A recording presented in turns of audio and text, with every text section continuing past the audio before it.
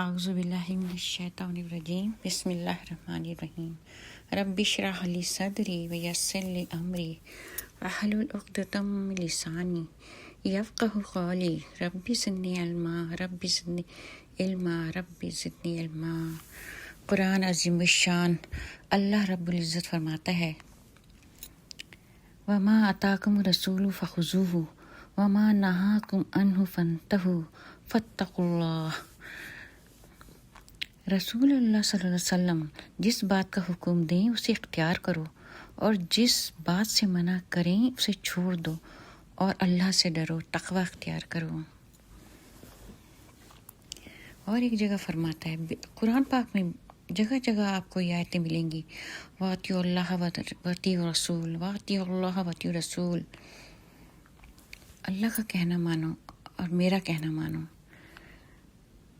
تو آئیے ہم سب اس بات پر غور کریں کہ آخر اللہ تعالیٰ اپنے کلام پاک میں بار بار اس بات کو کیوں ریپیٹ کرتا ہے، کیوں کہتا ہے کہ میرا کہنا مانو اور میرے پیغمبر کا کہنا مانو۔ پھر دوسری طرف ایک بات آ جاتی شرک کی کہ ہم اللہ تعالیٰ یہ بھی پسند نہیں کرتا کہ ہم اس کی ذات میں شرک کریں، کسی بھی شخص کو اس کا شریک ٹھہرائیں۔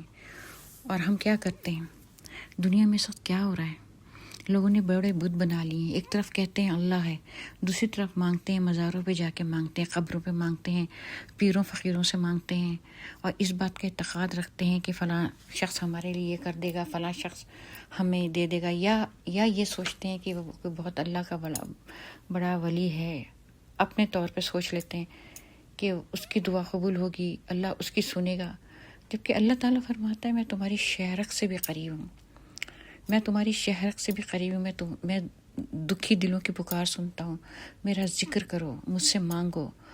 اور محمد صلی اللہ علیہ وسلم اور دوسرے تمام پیغمبر اللہ تعالیٰ کے کون تھے؟ کلام پہنچانے والے تھے نا، اللہ کا پیغام پہنچانے والے تھے۔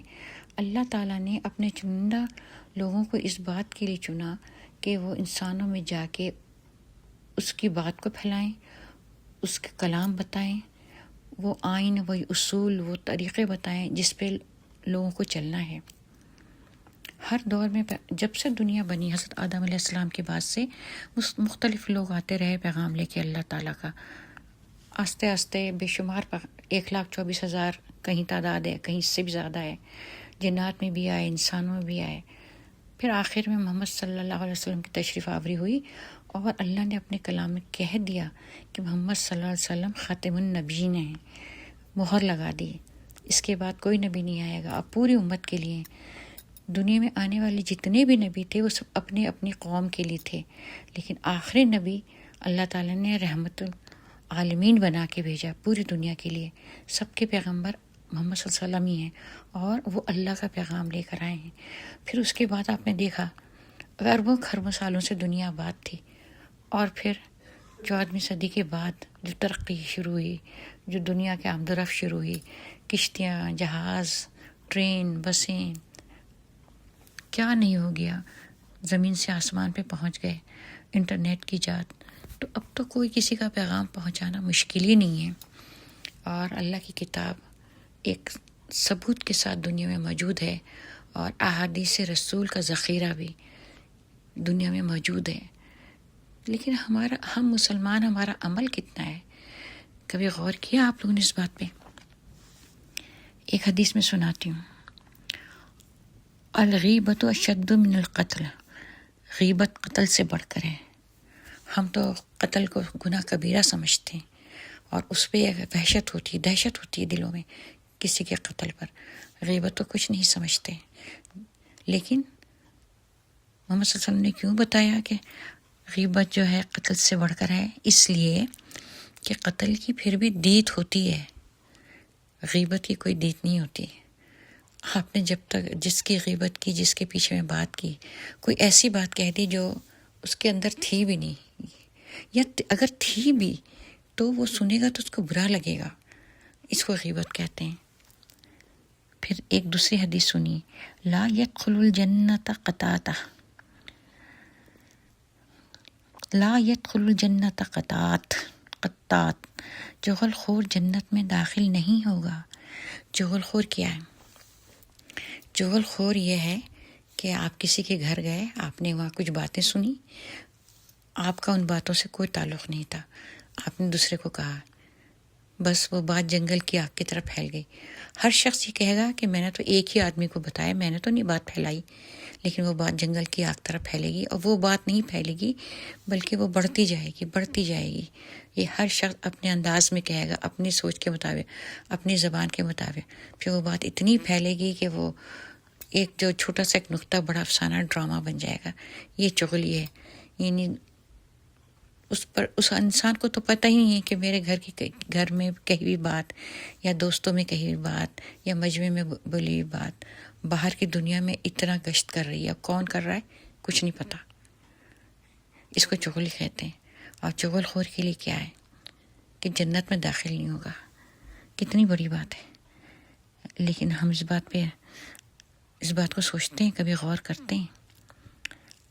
کسی سے ناراضگی ہے، کسی سے خرابی ہے، اس کی بات اس کو کہہ دو، اس کو بتا دو، لیکن اس بات سے احتیاط کرو کہ کسی کی پیٹھ پیچھے بات نہ کرو۔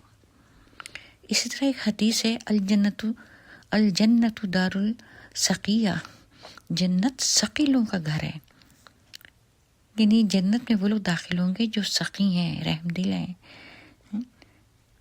پھر اسی طرح ہے، جنت میں کنجوس داخل نہیں ہوگا۔ ہم نے کبھی سوچا اس بات پہ؟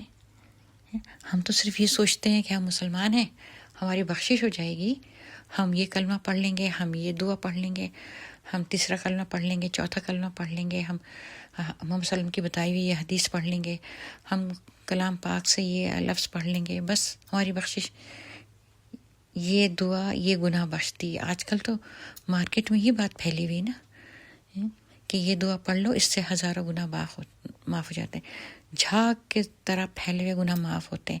اگر تمہارے گناہ زمین آسمان کے برابر ہیں، وہ سب گناہ معاف ہوں گے۔ یہ وظیفہ کر لو، یہ وظیفہ، یہ دعا، یہ وظیفہ، یہ دعا، یہ آیت، یہ حدیث۔ تو کیا صرف قرآن اور حدیث اس لیے آئی ہیں دنیا میں کہ ہم اس کو پڑھ پڑھ کے گناہ پہ گناہ کرتے جائیں؟ غیبت کریں، چغلی کریں، بے ایمانی کریں، کسی کو تنگ کریں، جھوٹے الزام لگائیں، باتوں کو پھیلائیں۔ آج کل دنیا میں کیا ہو رہا ہے؟ شروع سے چلا آ رہا ہے، لیکن پہلے محدود پیمانے پر تھا۔ اب جیسے انٹرنیٹ ہو گیا ہے، اب تو غیبت، چغلی، کسی کو ذلیل کرنا، کسی کی حقارت کرنا، کسی کا مذاق بنانا، کسی کی کردار کشی کرنا سیکنڈوں میں ہوتا ہے انٹرنیٹ کے ذریعے۔ ہزاروں ویب کھلی ہوئی ہیں، فیس بک پہ چلے جائیں، واٹس ایپ پہ چلے جائیں، ٹویٹر پہ چلے جائیں، بے شمار ہیں، بے شمار جگہ ہے، آپ جائیں، بیٹھیں، اب وہاں دوسروں کی باتیں کریں، چاہے نام لے کے کریں، چاہے نام لے کے کریں۔ کسی بات کو نصیحت کے طور پہ کہنا ایک الگ بات ہے، کسی بات کو اس طرح کہنا کہ آئیے ہم سب مل کر اس پہ قابو پائیں، اس پہ کنٹرول کریں، بہترین طریقہ ہے۔ لیکن باقاعدہ نام لے لے کے، لوگوں کا اشارے کر کر کے، جیسے آج کل ہر وقت یہ بات پھیلی ہوتی ہے گھروں کے اندر، گھروں میں اتنی فساد ہو گیا ہے کہ ہمارا معاشرہ جو ہے نا بالکل اسی نہج پہ جا رہا ہے جو ویسٹرن کلچر ہے۔ کوئی شخص کسی کو برداشت کرنے کی صلاحیت نہیں رکھتا۔ آج کل ہر عورت کی زبان پہ یہ رہتا ہے کہ مجھ پر خدمت فرض نہیں ہے، اور یہی بات کہہ کے ساری دنیا میں غیبت کرتی پھرتی ہے، چغلی کرتی پھرتی ہے۔ مضامین لکھے جاتے ہیں، فیس بک پہ کالم ہوتے ہیں، پوسٹ کی جاتی ہے کہ ساس ایسی، جٹھانی ایسی، دیورانی ایسی، نند ایسی، سارے سسرالی رشتے اچھے خراب برے۔ اچھے کون ہیں؟ میری امی اچھی ہے، میرا ابا اچھا ہے، میری بہن اچھی ہے، میرا بھائی اچھا۔ حالانکہ ہر شخص سارے رشتے لے کے دنیا میں آیا ہے۔ چند لوگ ہیں نا جو بے اولاد ہیں، چند لوگ ہیں جن کے بہن بھائی نہیں ہیں۔ ہر شخص کے بہن بھائی ہیں، ہر شخص کے ماں باپ ہوتے ہیں، ہر شخص کے ساس سسر ہوتے ہیں، نندیں ہوتی ہیں، بھاوج ہوتی ہے، جٹھانی دورانی، دیور جیٹھ، سارے رشتے ہر شخص نبٹتا ہے ان رشتوں سے۔ کہیں کہیں ایسا ہوتا ہے کہ کوئی یہ چیزیں نہیں ہوتی، ورنہ موسٹلی جو ہوتی ہیں سب کو فیس کرنا ہوتا ہے۔ تو اس کا مطلب کیا ہے؟ ہر شخص برا ہے، تو مجھے برا کرو، میں تمہیں برا کروں، میں اپنی ساس نندوں کی برائیاں کروں، پھر نند اپنی ساس نندوں کی برائیاں کرے، تم اپنی ماں کی تعریف کرو، پھر تمہاری بھاوج تمہاری ماں کو برا کہے. تو ہر عورت کو ساس بننا ہے، ہر عورت کو بہو بننا ہے. کبھی سوچا ہے اس بات پہ؟ اپنی طرف سے باتیں لگا کے اپنے دل میں جو آئے کہہ دو. کچھ لوگوں کی عادت ہوتی ہے انہیں کیئر ہی نہیں ہوتی کوئی دنیا کیا کہتا پھر رہا ہے، اور کچھ لوگوں کی عادت ہوتی ہے اپنی طرف سے دل سے لگا کے باتیں کہتے ہیں. تو یہ سب باتیں بھی تو ہیں نا جن کا تعلق جو ہے احادیث میں ہے، سنت میں ہے، قرآن میں ہے. کسی کی دل آزاری نہ کرو، تمہارے اخلاق اچھے ہوں، نرمی سے پیش آؤ. تو ہم یہ کیوں نہیں سوچتے ہیں؟ ہم محمد صلی اللہ علیہ وسلم کے عشق میں تو بڑے مرے جاتے ہیں کیونکہ نعتیں پڑھ کے پیسے کماتے ہیں،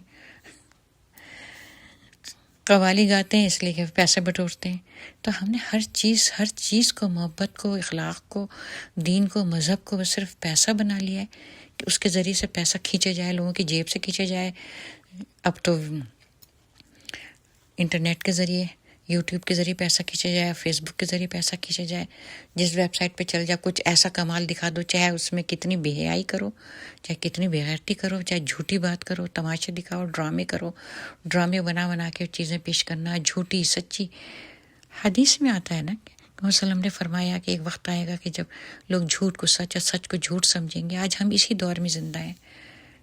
تو یہ باتیں کہنے کے لیے اس لیے نہیں کہی گئی. محمد صلی اللہ علیہ وسلم نے یہ نہیں کہا کہ ایسا ہوگا تو تم لوگ اسی طرح جیو گے. ہمیں تنبیہ کی گئی، ہمیں بتایا گیا ہے کہ ہمیں بچنا ہے.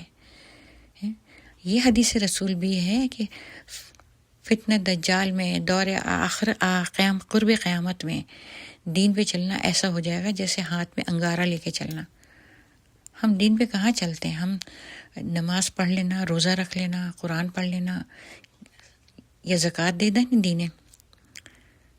شرک کے بعد جو دوسری بات آتی ہے حسن اخلاق ہے، اور حسن اخلاق میں سب سے پہلے نمبر آتا ہے والدین کا، بیوی کا، اپنے بچوں کا، اپنے بہن بھائیوں کا، خاندان کا، پڑوسیوں کا، رشتہ داروں کا، پھر باہر کے لوگوں کا، یعنی کہ انجان لوگوں کا جو آپ کے مسلمان بہن بھائی ہیں. ایون جو مسلمان نہیں ان کے ساتھ بھی اچھے اخلاق سے پیش آؤ. حسن اخلاق سب سے بڑی چیز ہے. اور ہم جو ہے ایک دوسرے کے جڑیں کاٹنے میں لگے رہتے ہیں، برائیاں کرنے میں لگے رہتے ہیں. تو اگر کسی کے دل میں بھی اللہ کی محبت پیدا ہوئی ہے یا رسول کی زندگی پر عمل کرنے کا شوق پیدا ہوا ہے تو ہمیں اپنے اندر ان چیزوں کو، ان خامیوں کو دور کرنا پڑے گا. سوچنا پڑے گا کہ ہم کس طرح اپنے کو مضبوط کریں، کس طرح ہم اس راستے پہ چلیں جو محمد صلی اللہ علیہ وسلم نے ہمیں بتایا ہے. ایک لکیر کھینچی. جب صحابہ کرام نے پوچھا کہ دین کیا ہے، رسول پاک صلی اللہ علیہ وسلم نے ایک سیدھی لکیر کھینچی کہ یہ دین ہے. اور پھر اس میں بے شمار رکیلیں اوپر نیچے. وہ دین نہیں ہے، وہ تفرقہ بازی ہے، وہ بد اخلاقی ہے، وہ بہائی ہے، وہ بے شرمی ہے، وہ آزادی ہے، وہ دل آزاری ہے. یہ سب چیزیں آپ کے دین میں شامل ہیں، آپ کے اخلاق میں شامل ہیں. جھوٹی باتیں لگا دینا اپنے فائدے کے لیے. کچھ لوگ نیکی کرتے بھی ہیں تو وہ چاہتے ہیں کہ ساری دنیا میرے پر واہ واہ کرے، یا کسی کو لیٹ ڈاؤن کرنا ہوا، کسی کے بارے میں بری بات کرنا ہوا، جھوٹی باتیں لگا دو اس کے اوپر، جھوٹی تہمت گڑھ دو، یا تہمت نہیں تو بس ایسے ہی کوئی تماشا بنا دو، مذاق کر دو، ذلیل کر دو. اپنی طرف سے باتیں لگا کے کرو تاکہ وہ باتیں دنیا میں مشہور ہو جائیں اور اس کے بارے میں لوگ بری رائے رکھیں. آپ کسی اچھے انسان کو کتنے لوگوں کو مجبور کریں گے، جھوٹ بولیں گے کہ اس کے بارے میں، اچھے انسان کے بارے میں رائے خراب کریں؟ اللہ تو سب دیکھ رہا ہے. ایون اگر پوری دنیا بھی آپ کو برا سمجھنے لگے تو اللہ تو جانتا ہے کہ آپ اچھے ہیں یا برے ہیں. دل کا معاملہ اللہ کے ساتھ ہے. اگر آپ اچھے انسان ہیں اللہ تعالیٰ آپ کو اجر دے گا، اگر آپ برے انسان ہیں آپ کو برائی کا بدلہ ملے گا. یہ تو اللہ تعالیٰ نے اپنی کتاب میں فرما دیا کہ ذرے سے ذرے کا جو ہے حساب ہے. تو پیارے بہن بھائیوں، اس بات پہ غور کرو اور ایسی باتیں نہ پھیلاؤ. آج کل یہ جو میڈیا ہے ہمارا، جس کے بغیر ہم زندہ نہیں رہ سکتے، انٹرنیٹ ہے، کہ اب ہمارا جیسے کھانا پینا ضروری ہے، جیسے سونا ضروری ہے، جیسے جاگنا ضروری ہے، ایسے ہی ہمارے لیے انٹرنیٹ ہو گیا ہے. اس کے بغیر ہمارے کام نہیں ہوتے. تو ان سے اچھی باتیں چن لو، اچھی باتیں کرو. وقتی تفریح، وقتی مزاح، وقتی طور پہ فن سے کیا حاصل ہے؟ آپ نیک بات لیں، نیک بات سنیں، اس پہ عمل کرنے کی کوشش کریں. لوگوں پہ جھوٹے الزام نہ لگائیں، لوگوں پہ جھوٹی تہمت نہ لگائیں، لوگوں کے بارے میں دوسرے کی رائے خراب اس لیے نہ کریں کہ مجھے اچھا سمجھا جائے۔